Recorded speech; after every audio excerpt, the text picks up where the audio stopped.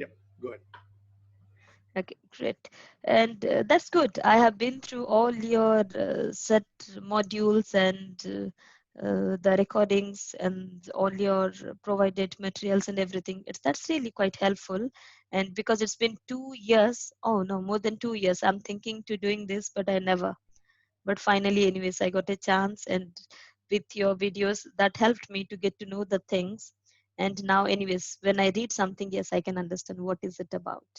And It before was it was like it an, was easy to understand, right? It was easy to figure out. The videos are quite easy it's to understand. helpful. Yeah. Definitely, it's helpful. And because when you get to know the things, then you will start to know, oh, this is what is related to how this is related to different things. But again, TOGAF itself is just so much, and it's such a vast thing. If I'm reading also, I'm thinking, oh, I'm limited myself to this much. There is much more to know. So that's the Correct. thing.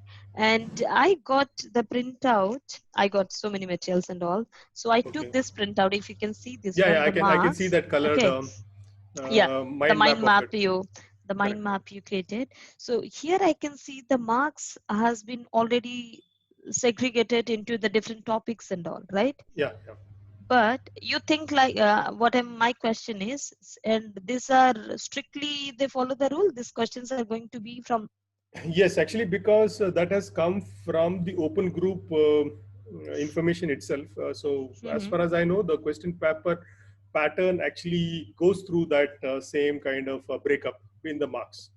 Okay. So, I think mostly they will follow because that's what I got from the open group directly from their books. So, I have no reason to say they will not follow or follow because that's Yeah. directly from the open group. Okay.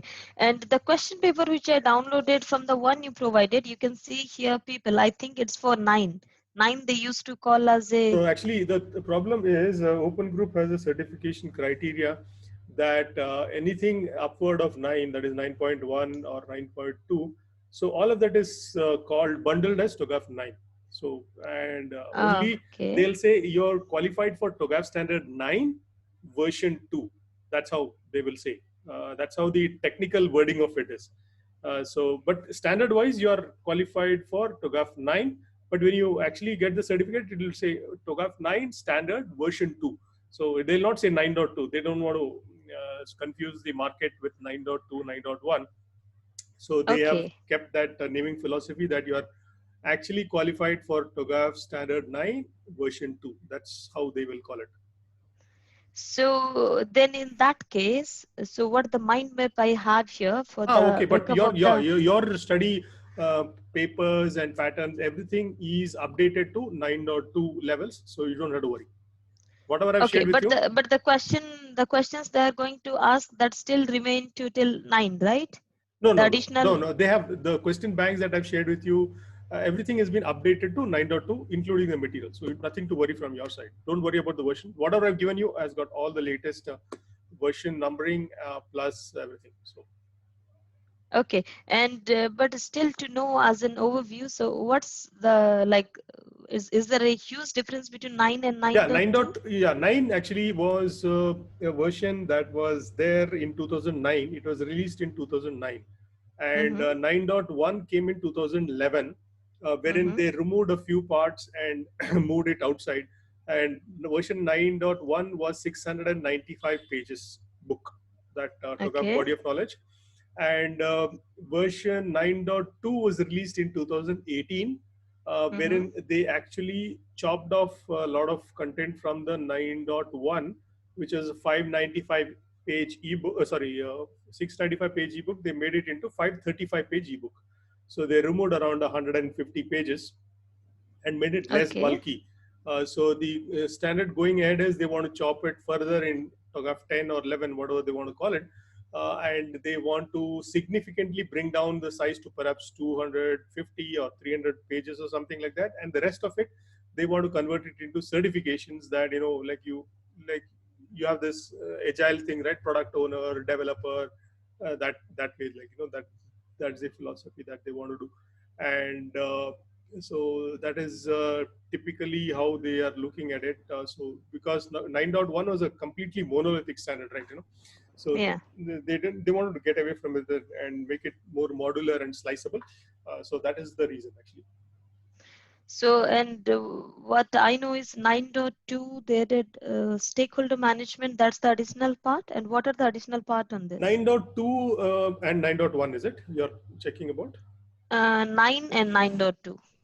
No, you don't have to worry about that because completely whatever you have gone through is complete Okay, 9.2. so why I'm asking, I'll tell you. Okay, first, after reading all your materials and all, I thought of giving both part 1, part 2. Okay, foundation and practitioner same time. But now I'm a bit concerned about my part 2 because part 1 has a theory. I know the theories, but part 2, I thought like that is my maybe. I have that notion that before I opted for the course, I thought after reading all this, because I already have a tool in place, right? My company is providing. So I thought while doing, so I can do a walkthrough, so I can use the tool. So which will help me to gain some kind of Oh, practical knowledge on the okay. part 2, which is not Okay. the real fact, which is not, that is not going to. Okay, actually, if you want to know the difference, I think 9.1 and 9.2, if you see the mind map that I've shared with you, that has that difference. There is a separate mind map for 9.1 and separate mind map for 9.2. Okay, I haven't seen that. I will see that. Yeah, it is And there in the Google Drive, so you can check that out. okay, But 9 so to 9.1, I think there is a small amount of difference. Actually, let me see if I can share that and show you where it is. So I remember there are basically some sections that are chopped out. So 9 to 9, it's a huge difference. 9 to 9.2 is a bigger difference. 9.1 to 9.2 is a smaller difference. First, what you have to see is 9 to 9.1. What is the difference? So there is a significant amount of difference. Like they've removed architecture patterns from outside of the language into something different. Then they have actually chopped out something else. Yeah, actually, the phases itself are more detailed in 9.1 and even more detailed in 9.2. Like in 9.2, if you see, the security is added for each of the ADM phases, approach is added for each of the phases. Then okay, in if you're comparing with 9, then obviously architecture patterns, design patterns you will not have in 9.1 also you will not have. Then okay, SOA is actually removed from 9.2. It is put into a series guide, service oriented architecture. okay. So you'll not have that. Then you'll have some business scenarios, which was there in 9.1, which is actually technique for modeling your business architecture and business requirements. That also has been moved into basically a series guide in 9.2. So you'll not find Okay, these things too much in the 9.1 version. So all of these things have got significantly improved, I would say. okay. So one of my friend, he recently, maybe last month, he cleared a TOGAF foundation part 1. So when I check with him, so he told me he gave me a book which is around 260 pages book. That is only for foundation. Okay, but that's for 9. Then I checked with him. So how, like, is it possible to just read, because this is 9, whereas I'm going to write the test for 9.2. But he said, no, there is hardly any difference. Okay, just stakeholder or He's correct. Yes, there is hardly any difference. So stakeholder, what is the thing? What is because I don't stakeholder remember. management is the additional part they added in 9.2, which was not there. It No, was it there, was but there in not in that 9.1. detail. It That was was not in that detail. okay. Because the material what you provided, I saw it's like in completely detail of the stakeholder management is there. Okay, so that is what he Correct. said. So Yeah. I thought Otherwise, rather than reading the 600 pages book, I thought if I'm giving the foundation, let me concentrate on this one. yeah. Okay, and then I'll write the test. Okay, then I will go to the part 2. Yes, that is one thing. And have you taken both the mock test 1 and 2? I did. You have taken. Okay. What is your score? You're getting good scores. Yeah, 34, 35. Okay, out of 40. Yes, the first one. Second, there are 8 questions, right? So I got 5 correct, the first option, which is supposed to be. And for 1, I got second. And for 2, I think got third one. So you So must have that got is what. 38, 36, something like that. Yes, I got. But still, there are very limited questions, right? Only 8 questions. Wherever you download the Correct. papers, that's the same 8 questions everywhere. And did you go through that? Like I had made a material on how to prepare for part two and part one, that small 1 hour stuff. Yes, So that has I got have. all the keywords to remember for the phases, all the Hmm. PDFs. I've linked a lot of PDFs, right? Did you go through that?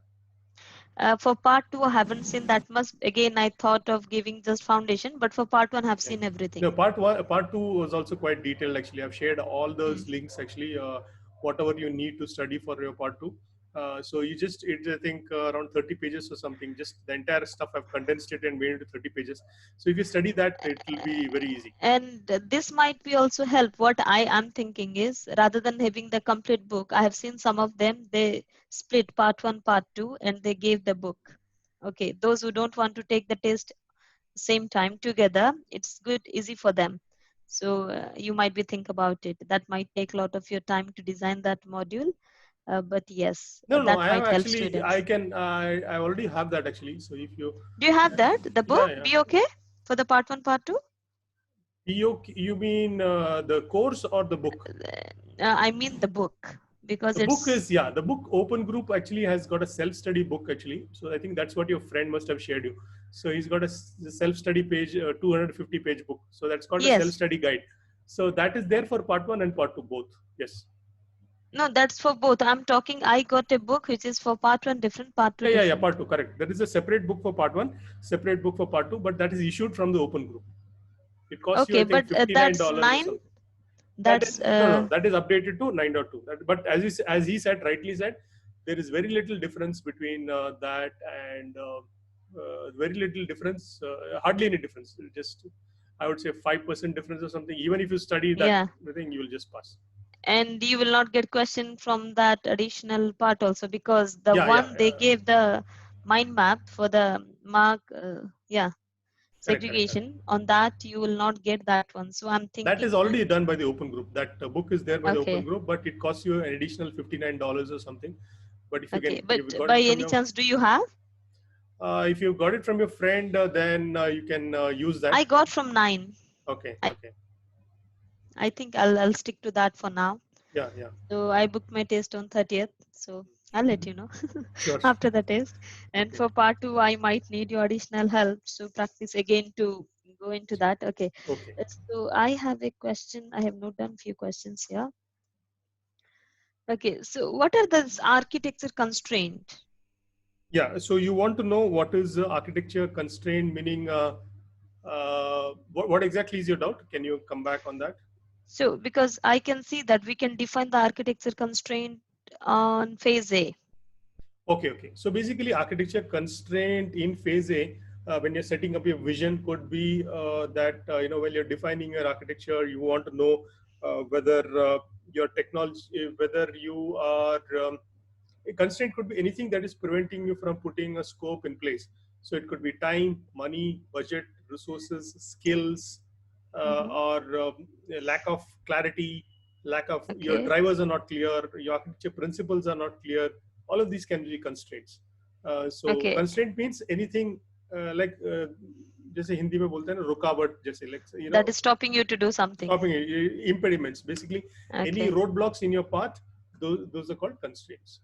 And I got this line from your some of your video, like architecture constraint design and design constraint architecture. What does this exactly mean? Okay. So basically, that is not part of the WAF, but to be a well-rounded architect, I have just put that sort of stuff.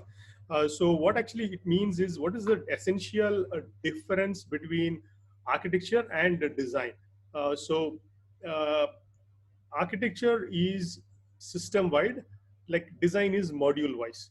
So let us say that you want to build a three-storied house, and Mm-hmm. the founding fathers of the house have laid the foundation for 3 floors, one after the other. That is Okay. architecture.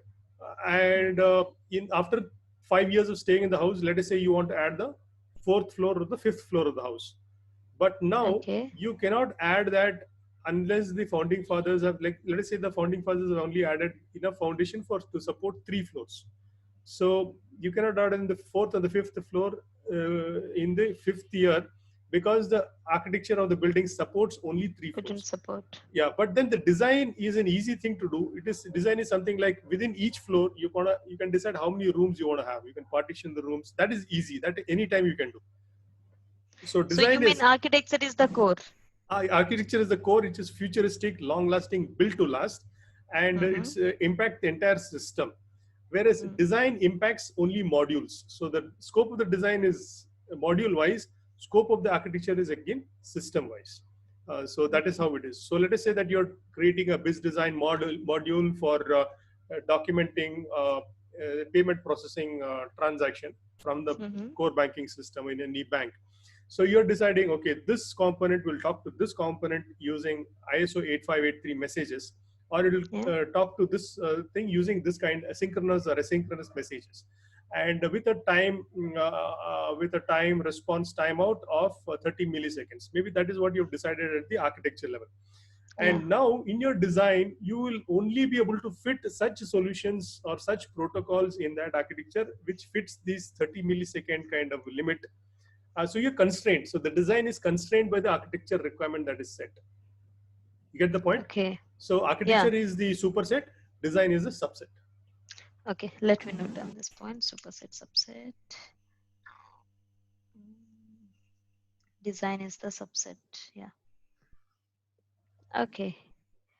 And okay, the next question. Thanks for this. And TOGAF say BDAT, right? So the 4 domains, and where IT architect sits. What does this mean exactly? Okay. Where does the IT architect sit in terms of the BDAT? Okay.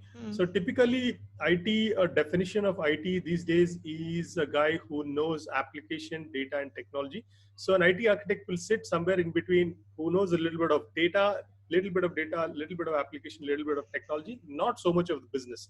So he'll typically be a guy between application and technology. That last two, B, D, A, and T, no? So IT architect. But you say data also. Data also little. If he's from the application architect, he'll be data, application, technology. But if he's a pure play infrastructure guy who's working with data centers, who's working with databases, IT infrastructure, then he will typically be only the T guy. But if he's a guy who's developing applications, then A and T. But if he's developing applications with the database, then IT will be A, T, and but as he progresses in his career, he will need to have B, D, A, and T. So my short answer would be, when a guy starts up the career, he could be either at A or D, A or data or application. But as he progresses in his career, he should be knowing B, D, A, and T. Like somebody about 15, 20 years of experience, he would have pretty much played the role of architect across all the things. So the IT architect, that's how you actually progress into an enterprise architect. B, D, A, and T. Okay, so when we say enterprise architect, it's across the domain. Yes. When we say as an independent one, so it could be made the business, data, or application, or technology. Correct. But when we say IT, it could be a mix of both, either application, it could be a mix of and 2 or infrastructure. 3. Yeah, it could be a mix of 2 or 3: infrastructure, technology. So when they ask a question, when they ask some questions, it could be an additional information is required. If they mention infrastructure, it could be in technology. When they mention application or data? Yes, absolutely correct. Because there are various kinds of architects. There is IT architect, as you said, infrastructure architect, database architect, application architect, software architect, system architect. So all of these have a combination of 2 or more of the BDAT. And if he's an enterprise architect, the understanding is he knows BDA and T also. Okay. And thanks. And the next question, what is like exactly SAPSA? It's a security. SAPSA is a security architecture framework. So let us say that you want to be, like you want to graduate in security and you want to be a good security architect. So just like TOGAF, SAPSA is a parallel certification body, and you can get yourself a SAPSA certified security architect. So you can go through, I think it's again 3 or 4 day course. So you can actually go through that and get yourself a SAPSA certified architect. So it's additional to an enterprise architect to move into a specialized in security. Absolutely. Okay. So are you providing that course? No, I'm not. Actually, I did try for that, but I've not been able to Getting reach the, license? yeah, I've not been able to reach the SAPSA guys. I just dropped an email. Okay. So I don't know, maybe they're not very active in India, or Yeah. they want to do it themselves. They want to come down and do it. Okay. So I don't know. Because in UK, across the banking and insurance industry, that's the what you call, say, it's a hot cake in Standard, yeah, it's a SAPSA. gold standard. Yeah, Yeah. it's a Yes. very good certification. I just saw, I just read through the net also. If you see my module on security on TOGAF, I've put the security requirements. Business attribute profiling is a method that I've linked up in my videos, and that has got a detailed take on SAPSA. So I think you will actually get a flavor of how SAPSA is. It's quite nice. Okay. It's quite. Okay. I don't know whether have you gone through the security module that I have in my course. Yes, I have been through. Yeah, so in that From I've there actually, only I picked this yeah, word. okay, yeah, okay. There I have actually detailed SAPSA. That is a business attribute profiling method of SAPSA, which is quite detailed and nice. Okay. And yes, this is clear. So what is when we say KPI? KPI is attached to an capability? KPI is key performance indicators. So when you actually set a goal for vision for your company at an enterprise level, then you can break down into certain goals, and goals can be broken down into objectives. Objectives are baby steps that will help you to meet the goal, and then you can actually measure whether you've reached the objective using a KPI, or they're called as measures. KPIs or measures. Key Like say the performance. performance measures. Yes, yes, absolutely. Okay. So measures, then the KPIs. Okay. And yeah, content framework, iteration. Okay. So when we are talking about the ADM iteration, so so how this circle around the ADM is, it could be a one round circle, one first thing, second, or else across any ADM cycle, or else in between. Yeah, actually, there are multiple ways in which you can iterate the ATM. One is A all the way to H, that is A to H. That's the That's one. circular, yeah. That's one. Cyclic. So the second one is B to F, that is a development iteration. Okay, that's B to F, right? Yeah, Give B me a to F is second. development iteration. I must have that when I got some question over there.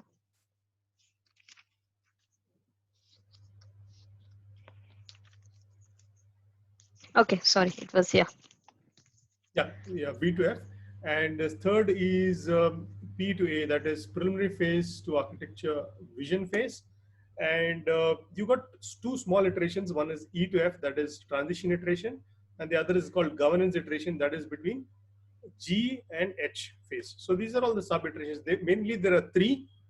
So as you said, you can circle doing all the phases once. Then when you're doing all the phases, there could be multiple there could be multiple A to H's happening in a company simultaneously. Yeah. And within each A to H, there could be multiple sub-circles that are happening. That is, you can have an iteration in B, then simultaneously somebody is doing D, somebody is doing F. So my thing is, I understood how this iteration one, but why this iteration is required? Like we are trying to achieve some goal across the phase, we couldn't do that. That is why this iteration is keep on happening. What is it exactly? Okay. I think if you've followed any software development lifecycle, so even your biz design as a product when you're developing, so let us say that every year they will come up with a new feature set, right? Version. This is version 1 and features. So what was not covered in the previous iteration, you need to iterate and bring it to a full cycle. Let us say that this current iteration, you wanted to create a biz design, let us Maybe say that additional security layer I want to security create layer, over yeah, there. you want to create for login some security, and you want to share the diagrams and collaborate with others in multiple sites or multiple geography you want to set. Maybe that's the feature you want to add. So in the first iteration, you'll say, okay, I'll do it for a single site. I'll be able to collaborate with people who are on the same axis. In the second iteration, maybe you'll share a link, and if you send that link, that guy can actually add that additional information to the diagram. So since the feature list, so it just follows the software development lifecycle that is there. So that is the reason why iterations, because everything, Rome was not built in a day. So similarly, you cannot build everything in one day, right? In one iteration. So you just block your time and then say, okay, in the first iteration, I'll do this. In the next iteration, I'll do this, and that kind of stuff. Okay. So, and again, when we talk about this ADM cycle, the requirement management is there because we set a vision, we set a goal, and we're trying to achieve that. So each phase have input, output, and say goals. Okay. So this requirement management check on each phase, is this we are doing correct? Yes, Then yes, only it yeah, will yeah, move to yeah. the next phase. Yeah, that is actually, if you see, requirements management is at the center of all the phases. And Mm-hmm. so what is the reasoning is, if you see the arrows, they are bidirectional. There is one arrow Yeah. going from every phase to requirements phase, and there's one going And backward from also. to and So fro. Yeah. yeah, so the reasoning for that is every phase can influence the requirements phase. So let us say that you made some change in the business layer. So that is going to Mm-hmm. impact a change in the data layer. That can impact a change in the application layer. Sometimes one change can affect all layers. Sometimes one change can affect a technology layer. So basically, one change, you need to document the requirements at each phase if they are changing. If they are not changing, if there is only one set of requirements and that's flowing to everything, that is good. But if you are, let us say that if you take the example of Aadhaar implementation in India, or GST implementation in India, for instance. So what happened Mm-hmm. there was, you made a change at the business layer, that is a business process Mm-hmm. layer, that you introduced a field called Aadhaar ID apart from your user ID password, which you have to Yeah. put through all the layers. So because you Mm-hmm. made a change in the business layer, the UI UX had to change, the data schema had to be changed to incorporate that, and you have to make Yeah. application changes to validate what has been sent, and then you have to And to make support technology that changes, application, we need technology. technology also. So one small Okay. change in one layer has influenced Could everything. affect. Yeah, so Okay. that is the reason why it is at the center actually. Okay. That makes sense now. So, what are these architecture when we say strategic, segment, and capability? Okay, How it strategic. makes the difference in these three? Yes, that's a good point. So when you say strategic segment and capability, so typically if you see the normal enterprise architecture terminology is, every business problem starts at the contextual level, then it goes to Mm-hmm. conceptual level, then logical Conceptual, level, and then hmm. physical level. Physical. So TOGAF terminology for that is strategic layer, segment layer, and capability slash solution layer. So that is how it starts off. So typically, when you say we are working on the strategic architecture, that means that the senior members of the architecture are involved. Senior members of the team are involved, like C layer people, CXOs, CIOs, CTOs, heads of vice presidents. That layer is Okay. involved at creating the architecture. Maybe it's just a proof of concept Just document or business feasibility document that they're preparing, to get or a high level to get a high overview of level the overview architecture. of the architecture. So that is at that level. After a week or two, the same architecture gets drilled down a bit further, and then you come to the segment level when you got more clarity what we need to do. So in the segment Okay. level, you can actually break it down into, let us say, Aadhaar implementation at the top would be decided by the heads of states and chief secretaries and the chief ministers of the state. Maybe that is how they're doing. And when you break it down one level further, you're coming down to segment architecture. And we're saying segment architecture, you'll be saying that, okay, let us create Aadhaar for urban environment first, then rural, semi-urban, and quasi-rural, quasi-urban. So you can actually break it down into various segments, and Yeah. then in each segment you go deep down. That becomes your solution architecture or capability architecture. So that's how So it it's a starts off. goal. They're creating the goals which they're trying to Yeah, achieve. absolutely, they're getting the goals at each level based on the level of clarity of the stakeholders who are involved in that level. So the Okay. topmost being strategic, segment, and capability. Okay. So the capability when we talk, so this is what is my business criteria and how I'm going to achieve, what would be the solution they're going to provide on this capability Correct. architecture, right? Okay. Absolutely. And my question then, this is a top-down approach. Yes, TOGAF is a top-down approach, but Zachman is more top-down. But one good thing about TOGAF is that you cannot fully call it top-down because it gives you the bolts and nuts on how to run down when it comes to the, at each level, he's got a lot of tools and templates and documents and white papers to help you support everything. Okay. So it is not fully top-down that way. It doesn't give you the strategy and say, I'm getting out from here. It gives you the rules of the book to implement it fully, because when you get down, you can actually manage the project using agile or in Toga what they call it as What to continuous business value or transition architectures in phase E and F. So that is very similar to what the Scrum world calls it as, potentially shippable increment or minimum viable product. So that way it is connecting the strategy with the execution. So it is not really top down. Initially, it might look like it's a top down thing, but it has Strategy to got all the nuts and execution. bolts or to make it happen. So that way it has got all the details that is required to go down to the bottom. And by doing this architecture, what you call is a breakup or hierarchy, right? Hierarchy of the strategic segment capability. Yeah, that is We are called trying to architecture achieve landscape. So the TOGAF landscape. terminology for Okay. that from your exam point of view is it's called architecture landscape, because they'll ask a question, what are the key points within the architecture landscape? Your answer should be strategic segment and capability. And in this, we are trying to achieve from strategic to till execution. Yeah, strategy to execution. Okay.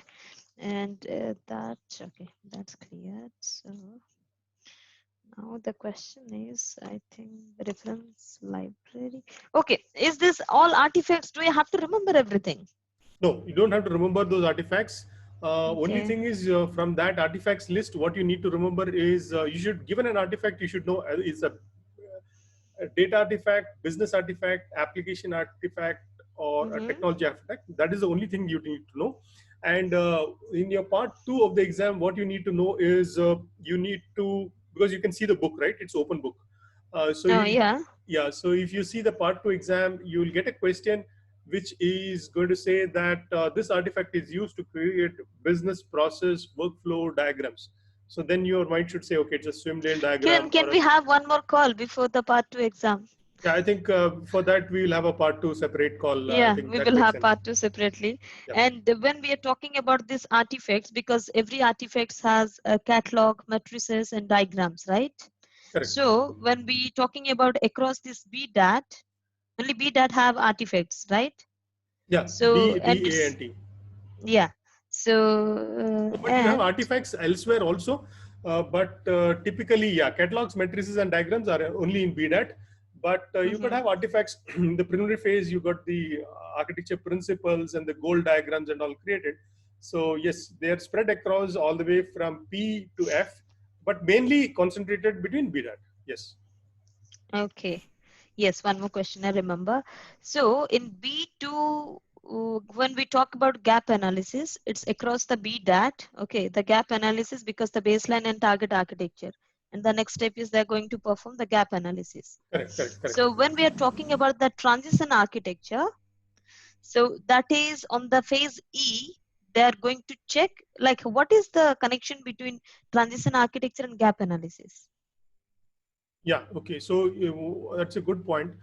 So when you say gap analysis, you should remember from an exam point of view, gap analysis in TOGAF happens in B, D, B, C, D, and E.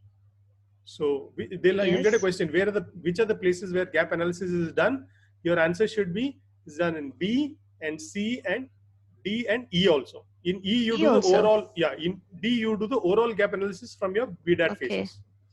And your next question was, how is gap analysis related to transition architectures? Yes. So if you say that BIS design, as you said, we want to overall improve the security of the BIS design tool. You're creating a security feature, improving the security feature for the BIS design tool. That is your target state.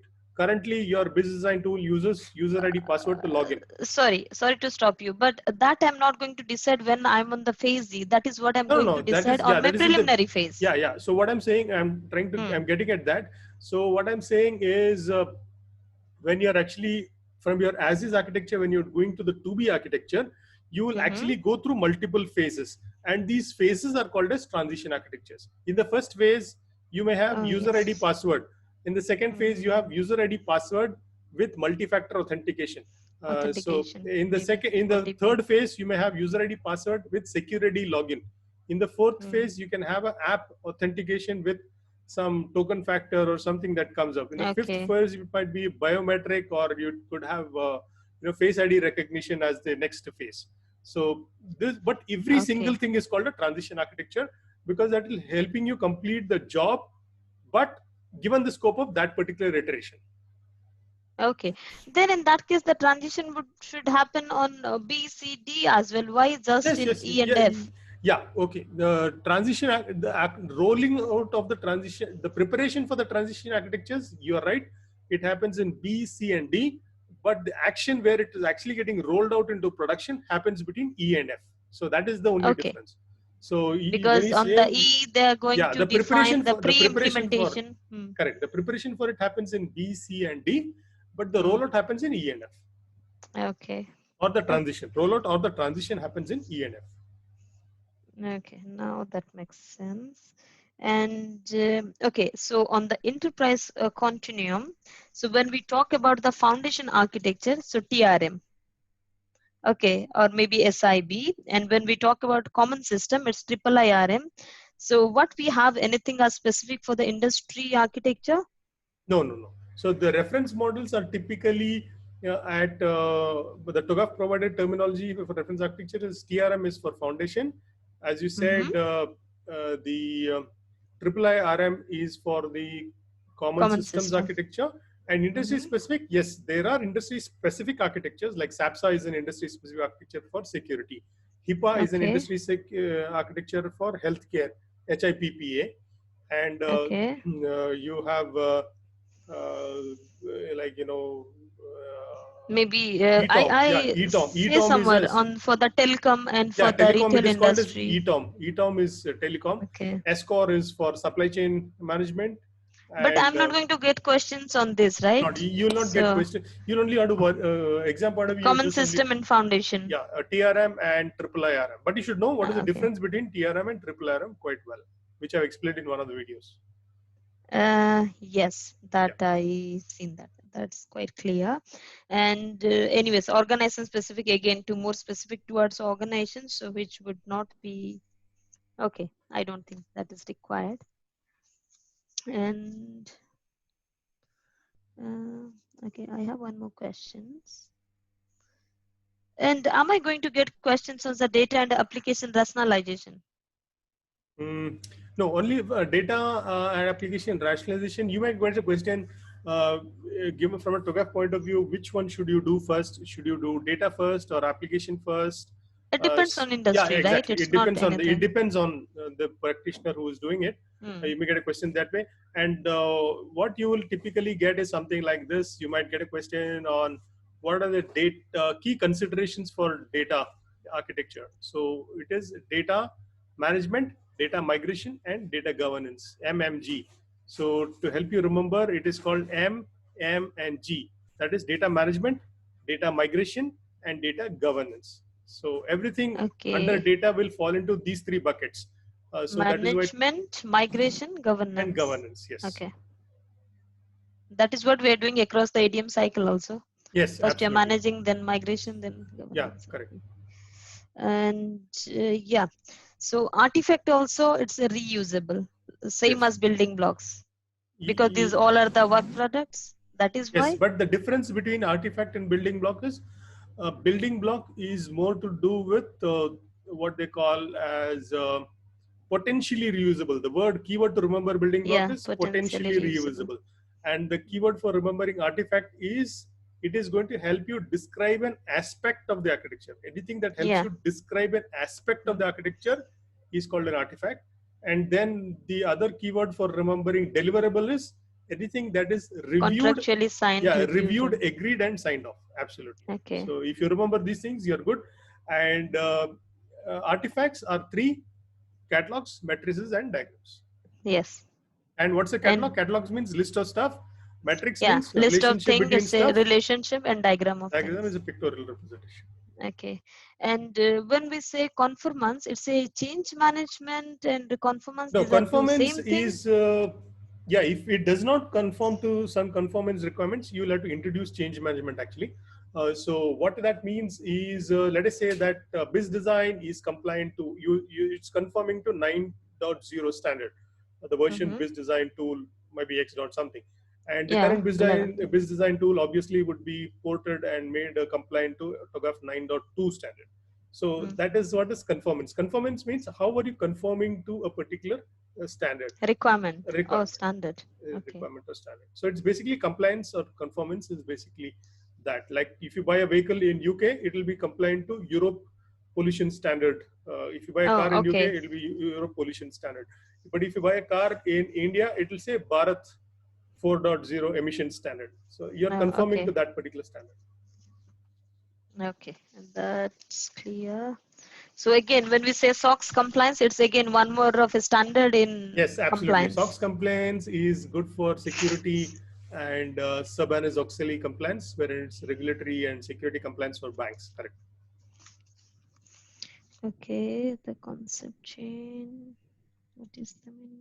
What is the meaning of candidate? I heard, I saw somewhere candidate architecture. Yeah, so candidate architecture is, let us say that BizDesign wants to do collaboration, increased collaboration is one of the candidates in the architecture for 2020. And the next collaboration item is, as you said, security. The third one is support BizDesign tool to French. Then that's my vision. Yeah, no. Candidate is, that's the candidate item. These are three, this is all, the vision can be broken down into some items that you will carry forward that for that particular year. So each such small piece of the vision can be called as candidate items. One vision item can be broken down into 10 candidate items to be rolled out in that year. So which are the candidates that you're going to pick up for that particular iteration? The first 3 months I'll focus on collaboration. Next 3 months I'll focus on security. The next 3 months I'll port BizDesign to, let us say, French or something like that.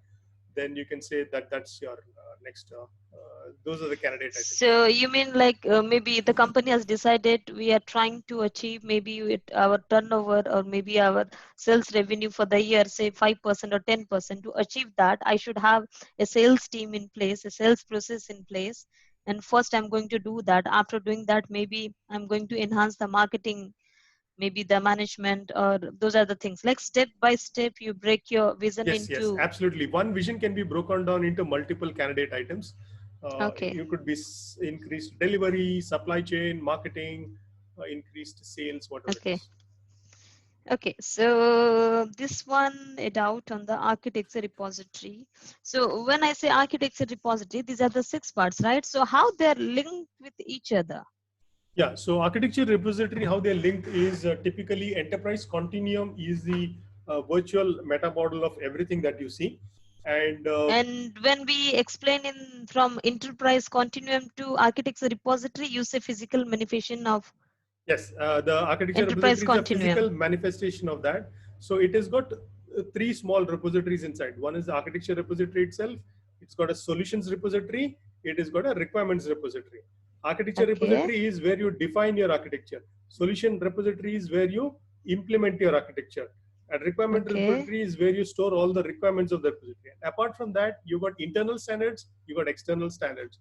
Apart from that, you got architecture landscape, which is the strategic part, segment part, and the capability. So all of that will sit inside your architecture landscape.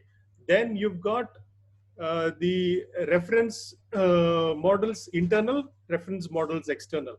And then you've got the governance log and all the compliance and the project management timescales and schedules and those things. And at the bottom, what you have pretty much the skill sets, the architecture charter, and what is the mission vision for the thing, which is actually controlled by an architecture board. And at the top of this, you got the architecture content meta model, which tells you how to structure your architecture itself. Okay, how to structure. Structure the deliverables of your architecture. Okay. So all of these things are part of your architecture repository.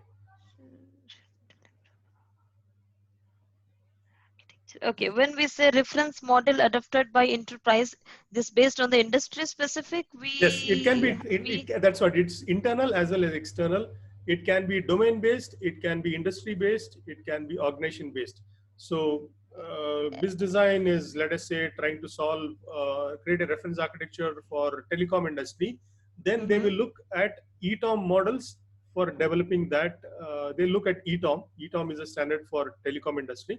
So they look at ETOM reference models, and based on that, they'll model it. So it could be based on industry, It could be based on a particular domain. It could Domain. be based on Infosys has got a reference architecture. Then Accenture has one more. Then Wipro has one more, or IBM has another Okay, one. and when we say internal, which is already we use it and Yeah, absolutely. it's there Internal in our is library. correct. Absolutely. Okay. Okay, so landscape. Okay, so again on the architecture landscape and requirement repository, I can see the same breakup like strategic, segment, and capability. Why is so? On which one? On the requirements also can flow from the CIO level. It can come down to middle management. It can come down to the execution layer. So requirements also follow the same principle. Then solution also follows the same principle, and then the architecture also. So basically, it can come from Okay. requirements also can flow from strategic, segment, and capability. Okay. So I think good questions. Your preparation is quite detailed. how architecture You're spending time on it, which is actually good. No, I read so much, but again I thought no, still it's not enough. I thought then I have keep Because on I reading think everywhere. your maybe your background is not spent too much time on these things as a part of your work. So Yeah, it's otherwise, it would have been much exactly. more easy for you to relate to these concepts. And how, when we say how ADM is linked to into architecture continuum and related to architecture repository, how these three things are related? How ADM is related to architecture repository and architecture continuum. Yeah. Okay. So ADM is the process by which you're going to use the process for doing development of architecture. That's ADM. And Okay. ADM creates a lot of inputs and outputs. So you need to store them in some place. So that storing of some Continuum. place is the continuum, and the continuum's actual physical representation is nothing but the repository. Okay. Continuum is a mental meta model, but when it gets physically implemented in a company, it will be like a SharePoint or a Lotus Notes database. So that's where you're going to store. So very simple to remember. Once you do ADM, you get a lot of inputs and outputs that you're there required to develop your architecture. How do you structure them, present and store them? That will be inside your architecture repository. But the layout of that repository is given by the architecture content meta model or content framework. Then the continuum? Continuum is typically part of the continuum is the virtual repository. The physical repository is the architecture repository, which is the manifestation of the continuum. So continuum and repository, one continuum means a database where you're going to store something, and ADM creates outputs or inputs and outputs. You have to store somewhere. So that is what continuum. So continuum's actual physical manifestation is repository. Okay, so ADM across the cycle, as it creates the model, like the architecture, okay, development, it developed in architecture. So it's create every phase, it creates an input and output, right? So Correct. all these are going to store in architecture repository. Correct. And when we, then how is architecture continuum is in? So before the repository came into picture, continuum is the mental meta model for where to store it, and your repository is nothing but a physical manifestation of that, because your enterprise continuum is the main database for storing everything in the organization. Enterprise continuum is two continuums. One is architecture continuum, solutions continuum. Solution continuum. And the representation of architecture continuum is the manifestation of architecture continuum is architecture repository. The solution continuum's manifestation is solutions repository. So that's all what you do. So basically, this is the model, and what you go to store will be inside the architecture and solution repositories, which is defined by the continuum. Which is defined by so you mean across the ADM cycle, the input, output, whatever it comes in the enterprise continuum, it classified whether it's an architecture or it's the solution. Yes. And on the physical manifestation, that is the architecture repository is going to do that. Correct. Physical representation of the enterprise continuum. Of the continuum. Okay. Yes, I got a doubt on this. The gap analysis, X, Y axis. What is this new and eliminated? What is this? Which one? On gap analysis, I have seen on one of your videos new, somewhere. New and eliminated. Okay, so basically what happens is the x-axis you got some items, on the y-axis On the x-axis, you've got the future state. So new means this item is completely newly added into the target. It's not there. We're going to add that newly. Eliminated means something that was there previously, but we are eliminating in the next version. Okay. Okay. Got it then. So what is the difference between architecture pattern and design pattern? Yeah, so design pattern is typically at a module level, as I told you, and architecture pattern is at an architectural level. So design pattern could be if you're developing a solution for a particular module, they can have design patterns, which could be above languages, like you can have a singleton pattern, gang of four patterns, and all of those things at a design level. But at an architectural level, like you creating some pattern at an architectural level, which could be composed of multiple design patterns. So it could be across the industry. Like how do you put up a reference architecture for banking? So I perhaps need loans, I need treasury, I need CRM. So these are all your architecture patterns. But one architecture pattern can have multiple design patterns to fulfill that. Okay. So design pattern is below the architecture pattern. Okay, I can see there are so many diagrams are there. For exam point of view, do you think I have to by heart some of those diagrams? No, you don't have to by heart any diagram, but you should know what those diagrams mean, how to represent them, and that's all. So you don't need to remember any diagram, yeah, you should know, given a diagram, you should know what is standing for what in the diagram. Okay, and how is this architecture partitioning?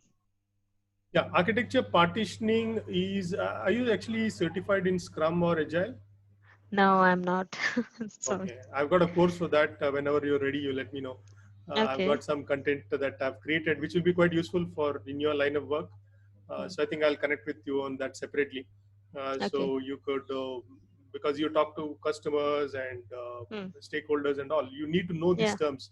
You need to know what is agile, what is partitioning, what is transition architectures. So partitioning is basically that how do you partition a certain thing based on strategic, segment, and architecture. And so based on your partition, you can actually slice and dice your architecture so that you are actually giving a little bit of work to each team to do based on your slicing criteria. So let us say it's like vertical slicing and horizontal slicing. You could have vertical slicing, you could have horizontal slicing. So let us say you're going to do your Aadhaar ID implementation plan. So Aadhaar is a huge database in India. So initially you may say, I will slice it based on the demography. Like we'll take UP and Madhya Pradesh, which are the big states. I will slice it based on the state density, population density. Then I can come back on ethnic density. I can come back on the region, lower income group, middle income group, and go further. So what kind of slicing and dicing are you going to use to make your architecture, less complicated and stuff like that, that kind of stuff. Okay, so in architecture partitioning also again segment, strategic, and architecture. Yeah, segment, strategic, and solution. Instead of capability, it's solution. Solution / capability. So both are one and the same. Okay. It is strategic, segment, or solution / capability. Either you can use the words interchangeably. Solution / capability. And how this organization map and model, these are two different things? Organization map and model are almost the same. So basically, organization, it's basically who reports to whom, what are the roles and responsibilities. That is a model, that is a map. And the model is like what kind of power do they have, what kind of governance functions do they have, how many people do they manage. Define their role. Okay. Define their role. How do they really come back? How do they do the governance thing? How do they, exercise stuff? So that's what is the organization model / map. Okay, and I think we already discussed about candidate architecture roadmap. That's the one, right? Okay, so part 2 exam anyways will have one more session. That question, okay. The relationship between ADM with other part of the TOGAF, which is Enterprise Continuum Architecture Repository, we discussed, and how it's really again ADM related to foundation architecture. ADM related to foundation architecture. Foundation architecture is the most generic architecture that you're going to have. That is why foundation architecture is related to TRM. TRM is technical reference model. So since it is so generic, you can say an application can work on any hardware, any software, any platform. And so that is the most generic architecture. And since it is so generic, TRM solves two main industries' main problems, that is interoperability and portability. If an architecture is at the foundation level, that means it is highly portable, highly interoperable. So that's Okay. what you have to put in the TRM bucket. And if you come to common systems, then it is typically a SOA-based architecture, wherein you're worried about creating an interoperable layer within consumers and providers, and it is not really focusing on the operating system or the database. So that is a triple ARM stuff. That is a in between. Then you go to industry, then you go to organization specific. So it's like the maturity level, when it increase, we will reach towards the organization specific. We will start with the basic No, foundation one. no, it's not maturity level. Basically, based Then on your need. Yeah, based on your need. So initially, what the way you look at it is, your foundation architecture is the most blue sky thinking. Completely, I want to build an architecture which is like very, very generic. I don't have the time for that. I'll come to common systems. I'll just create it what is needed for the architecture to work. Then I'll see which industry reference models to pick and choose from the industry specific one. And now I, as an organization specific company, I'll decide I don't have time to do all the 50 features. This year, I'll create a product with 5 or 10 features. So that is my organization specific one. So the more you go to organization specific one, you're becoming more specific. When you're starting off from the foundation level, you're very generic. Foundation. You're very generic. But when you're going towards the other end of it, you're becoming more specific. So if any company is adapting enterprise architecture and say that TOGAF as a framework for they are doing it for the first time, so they're definitely the reference library and this TRM is going to be useful because they're doing it for the first time, because they do not have any existing say diagrams or any building blocks or anything, right? So this is going to help them to build their roadmap. Correct, absolutely. That is exactly the point why you need this, because it's like a placeholder that you're going to have, that I'm going to have a placeholder for foundation, common systems, industry, and this one. So after 1 or 2 years, if you want to move this way or this way, it's very easy, because you already created a placeholder for that, saying that if my most generic architecture, this is what I want. If I want to create a SOA-like architecture, this is what I want. So you have placeholders in your discussion and in your journeys. It becomes easy for you to go back and forth after you made that initial decision making. Okay. And what is the difference between guidelines and techniques? Yeah, guidelines are typically the way you iterate the ADM. How do you iterate? Like you asked the first question just a while ago. Yeah. What are the different ways in which I iterate? Like what are the arrows? Can you go back? Can you come front? That is the guidelines. There are two guidelines right now in TOGAF, and there are around 9 to 10 techniques. Techniques are basically specific tasks on how do you do certain things inside the ADM. Those are called as techniques. Like you asked the stakeholder management. Stakeholder management is a technique within the ADM which will help you how to manage your stakeholders. So that becomes a stakeholder management technique. Similarly, business scenarios is a technique that is useful for documenting business architecture requirements. Risk management is a technique for capturing risk and mitigation of risk and finding out the residual level of risk and creating a risk register. So there are different techniques are basically used to solve specific tasks within the ADM. Okay, so it's like something when I'm starting, say, doing it for the first time. Okay, so the across the ADM cycle, so preliminary phase, the what is my organization is ready for a transformation. Okay, that is decided. Then what is the vision to do that, and we will involve the stakeholders and everything. So when we keep on moving to the next phases and the requirement management, am I towards my goal? Am I on the path or not? I'm on the right way or not? So based on that, if anything is slightly so change, if I'm not achieving towards that, so these are the techniques will help me to reach towards my goal. Yes. Yeah, these techniques, because in each phase you have to do certain tasks, right? You do in preliminary phase A and B, predominantly use a business scenario technique. That's what you're doing. Yeah. Risk management technique you have to use between E and F. So in each phase there are some specific tasks to do. So these techniques will help you how to complete that task to perfection. So how will I do a risk management properly? So that's how you have to look at the technique. Techniques are basically helpful for you to complete certain specific tasks within certain Task. phases of the ADM. Okay. I couldn't find the slides or details where you mention on all these techniques are might occur in which are the phases and all, like how we That is there discussed in on the the A and B.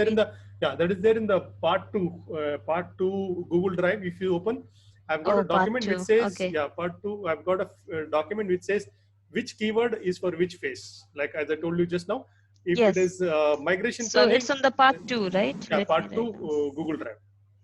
Okay. Part 2 Google Drive. I'll open that then. And TOGAF is all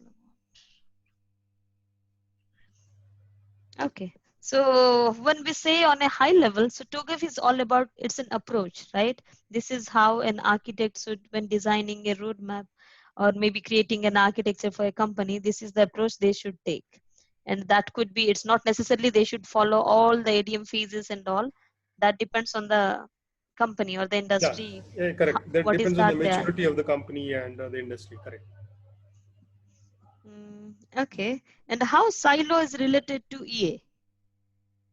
Yeah. So what happens is when companies are working, so if you don't have an architectural approach like ADM, so different units of the company work in different process styles. So Mm-hmm. like they say, you're taking to the same customer for lunch twice to sell the same product. So you are biz design. Biz design has got 5 different flavors of biz design. Biz design, medium tier, light tier, enterprise biz design model, and things like that. So if there's no coordination between your own teams, you may try to take the customer for lunch. 2 different teams will sell the same thing in a different way. So if you are not coordinated between yourselves, then so it is something like they've tried to create this federated architecture in India now. It is called India Enterprise Architecture. So what they've done is they piloted a project called as E-Pragati in Andhra Pradesh. So Mm-hmm. wherein Yeah, they I have heard created an that one. enterprise architecture for Andhra Pradesh. So the idea is there the treasury department, food department, finance department, home loans department, and urban, rural, animal husbandry, electricity department, water services. So all of these guys work in. They have their own budgets. Everybody is doing their own stuff. They don't have central coordination. So when everybody is, Collaboration. yeah, and they're not collaborating or contributing to each other, then they say that this is how it is. So that is what is called as siloed approach. So enterprise architecture removes that siloed approach because you've got a common vision mission. That is the phase A, and from the phase A, you will create an architecture common vision, and from that common vision, all the other phases will flow through. So which is preventing the siloed approach, because siloed approach is waste of money, time, rework, and everything. And creating a common Yeah. vision or a shared vision for the entire company removes that problem, which is what EA does or enterprise architecture does. Okay, got it. And the last, I have all my doubts clear.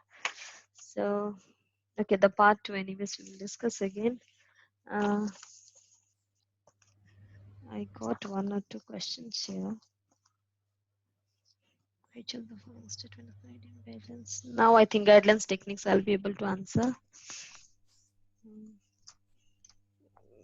Okay.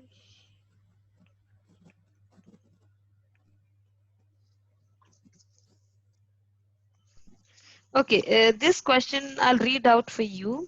Okay, I think this one I got it from your part 1. What provides stakeholder context into why the organization needs business capabilities? What provides what? Tell me. What provides stakeholder context into why an organization needs business capabilities? Why an organization needs business capabilities? What What provides? decides? Yeah, what provides stakeholder context? On What what are, context stakeholder will think they need a business capabilities? so what are the options? Business scenario, business capability map, value stream map, organization map.